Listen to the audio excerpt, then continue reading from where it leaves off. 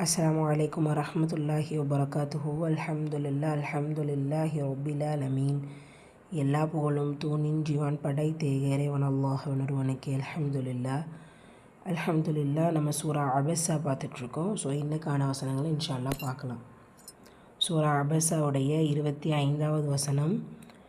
அன்னா ஸபப்னல் மாஅ ஸப்பா. أنا صببنا الماء صبا. அன்னா Hamza ஃபத்ஹா ஆ, noon முஷத்ததா குன்னா செஞ்சு ஓதணும். கூடவே அலிஃப் மத்தா 2 ஹரக்கத்தளவு நீட்டம் கொடுத்து ஓதணும். ஸ்வபாப்னா ஸ்வாத் ஃபத்ஹா பெற்று வந்திருக்கு, வல்லின எழுத்து, அதற்கான உச்சரிப்பு கொடுக்கணும்.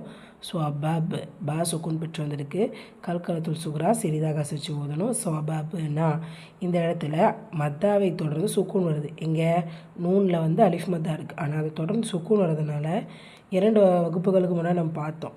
மத்தாவை தொடர்ந்து சுக்குன் அல்லது ஷத்தா வந்துச்சு, நம்ம மத்தை வந்து உச்சரிக்கக்கூடாது அப்படின்னு சொல்லி பார்த்தோம்.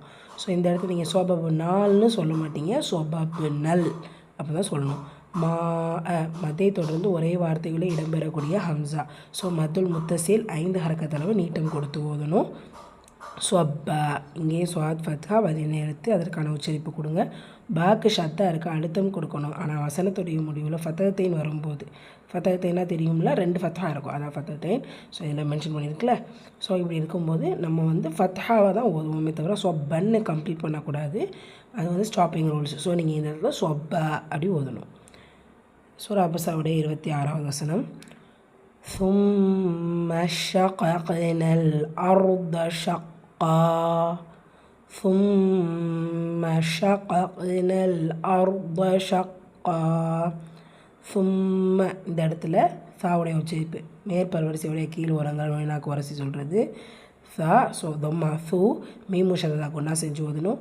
ஷக்னல் ஷாவுடைய உச்சரிப்பு எப்போவுமே சீன் ஷீனுடைய உச்சரிப்பில் கன்ஃபியூஷன் இருக்கும். ஸோ அதனால் கவனிச்சுக்கோங்க.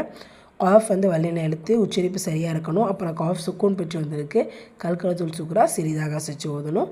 இங்கேயும் சேம் இதே சட்டம் தான், அதாவது மத்தை தொடர்ந்து சுக்கூன் வந்திருக்கு. ஸோ இந்த இடத்துல மத்தாவை யூஸ் பண்ணாதீங்க, சேர்த்து ஓதுங்க. ஷக்னல் அர்த ரா சுக்கூன் பெற்று வந்து அதுக்கு முந்தைய எழுத்தை கவனிக்கணும். ஸோ இங்கே ஃபத்ஹா இருக்கிறதுனால அந்த ரா சுக்கூனை வல்லினப்படுத்தி ஓதணும்.